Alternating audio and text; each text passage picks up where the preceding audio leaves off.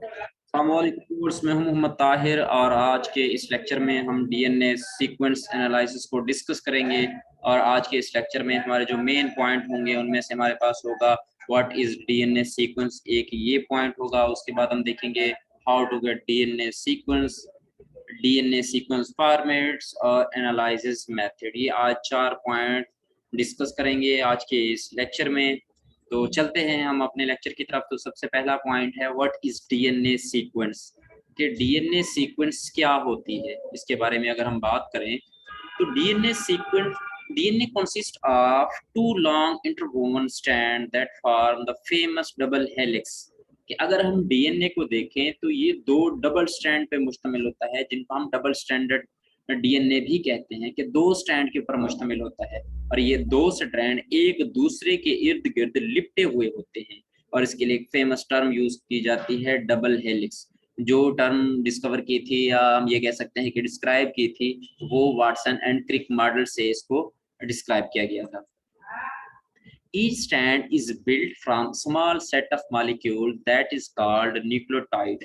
कि हर स्टैंड एक छोटे छोटे जो होते हैं वो सीक्वेंस या न्यूक्लियोटाइड्स या मॉलिक्यूल्स हम कह सकते हैं, जिनसे मिलकर बने होते हैं। हम ये भी कह सकते हैं कि डीएनए का जो जो बुनियादी यूनिट है, बेसिक यूनिट है, वो न्यूक्लियोटाइड है, वो एक मॉलिक्यूल है। और वो मॉलिक्यूल को अगर उस मॉलिक्यूल को हम देखें तो वो 3 मजीद सीक्वेंस पे मुश्तमिल होता है, जिनमें हमारे पास एक नाइट्रोजीनियस बेसिस होती है, उसके अलावा पेंटोज शुगर होती है और उसके अलावा फास्फेट ग्रुप मौजूद होते हैं। ये 3 बेसिक चीजें होती हैं जो एक मिलके न्यूक्लियोटाइड को बनाती हैं, और यही न्यूक्लियोटाइड आगे फिर इकट्ठे होकर एक दूसरे से मिलके डीएनए बनाते हैं।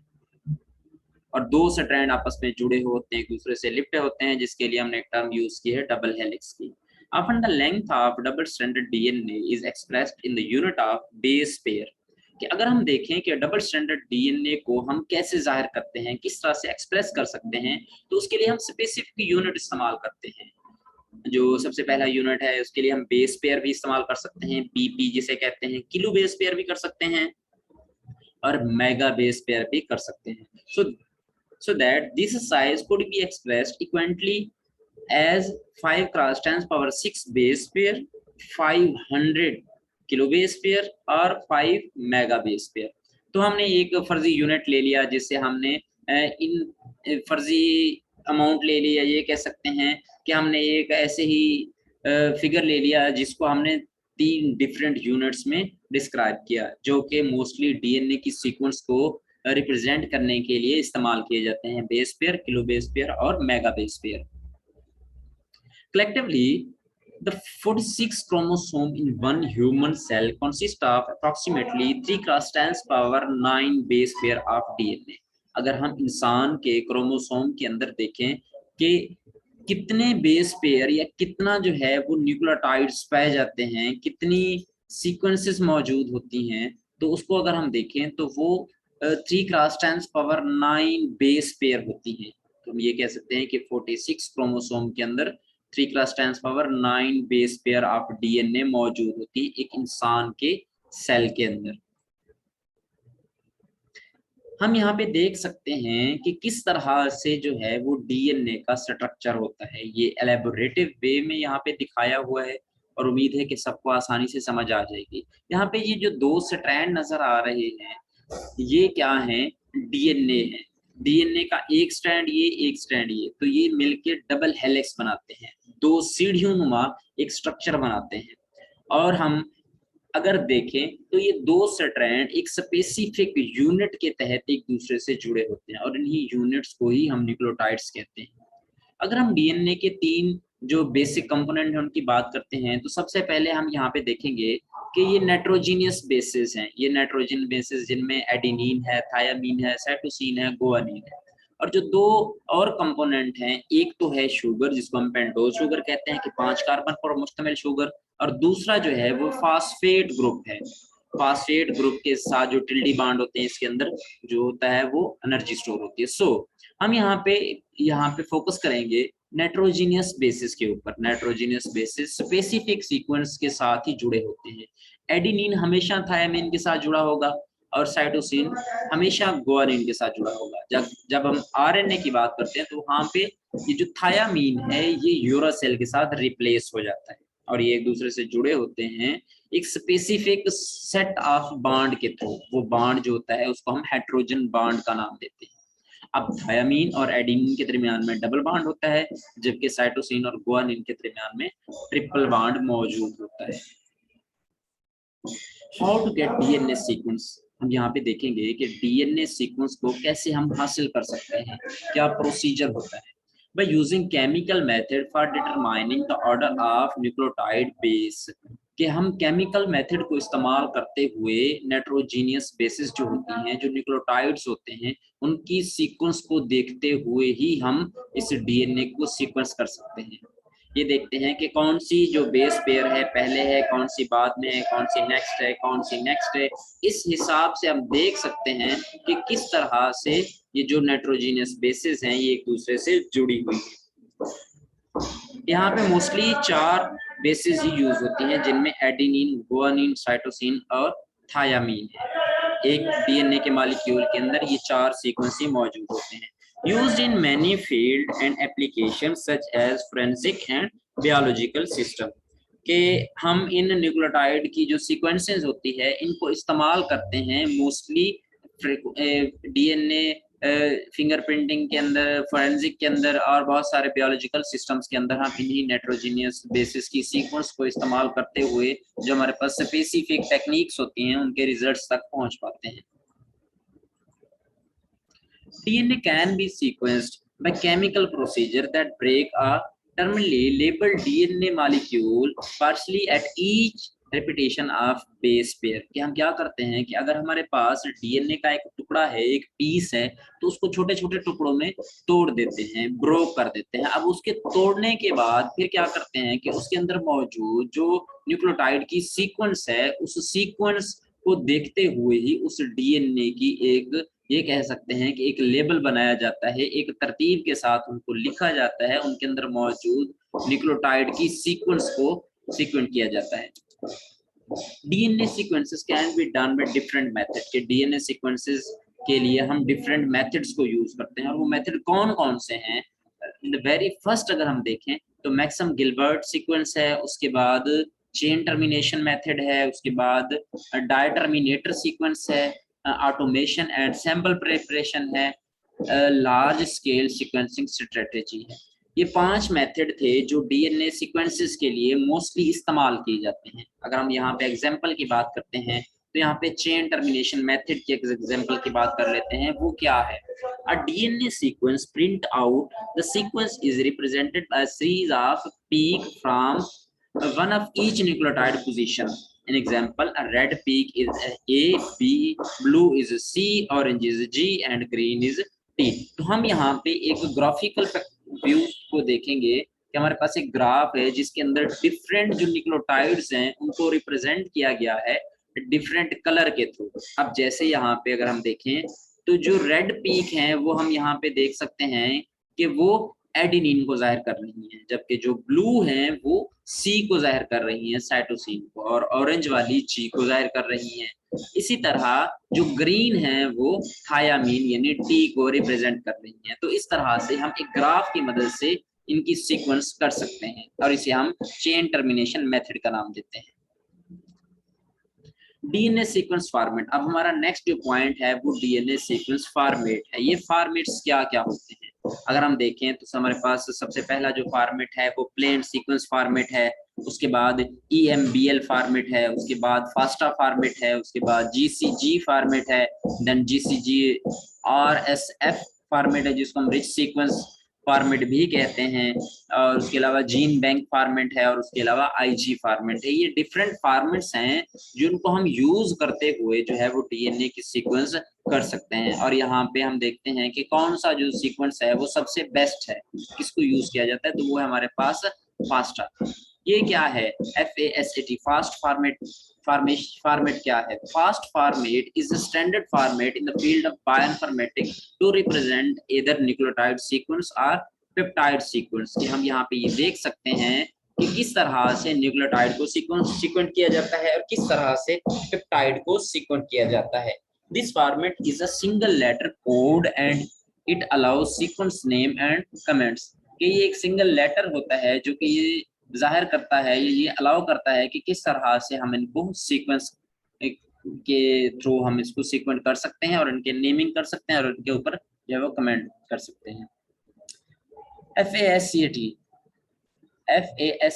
consists of a single line description at beginning allow by sequence data in multiple line, कि ये हमें जो है वो अलाउ करता है कि हम डेटा को मल्टीपल लाइन के थ्रू डिस्क्राइब कर सकें, इसकी डिस्क्रिप्शन जो है वो लिख सकते हैं। बट यहाँ पे एक लिमिटेशन है, वो ये है कि the length of each chunk और line of sequence must not exceed 80 character, कि यहाँ पे हर लाइन के अंदर जो कैरेक्टर हैं वो 80 से एक्सीड ना करें, 80 से अबव ना जाएं।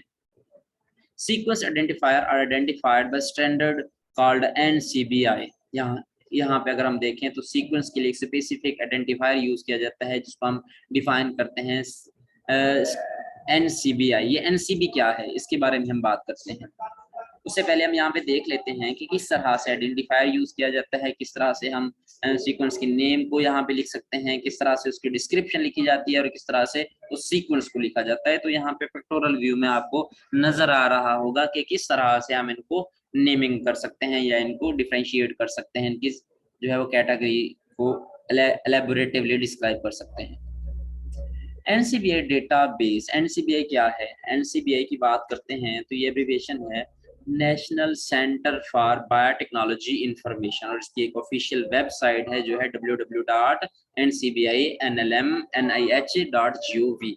is a sequence database in US maintain a huge collection of DNA and protein sequence, कि इस डेटाबेस के अंदर बहुत ज्यादा तादाद में बहुत ज्यादा कलेक्शन मौजूद है DNA की और प्रोटीन सीक्वेंस की, क्योंकि हम किसी भी ऑर्गेनिज्म का जो डेटाबेस है वो NCBI से जो है वो इजीली ले सकते हैं। ये एक अच्छा सोर्स है जिससे हम आसानी से किसी भी सीक्वेंस को जान सकते हैं। Each sequence in NCBI is stored in separate record with unique identifier called accession, कि इसके लिए एक स्पेसिफिक रिकॉर्डर यूज किया जाता है, सेपरेट रिकॉर्डर यूज किया जाता है विद यूनिक आइडेंटिफायर, उस आइडेंटिफायर को कहते हैं accession। ये सेशन क्या है? Example, by assessing the NCBI website and using this assessing, अब मतलब ये कह सकते हैं कि हर ऑर्गेनिज्म का एक असेसिंग कोड होता है।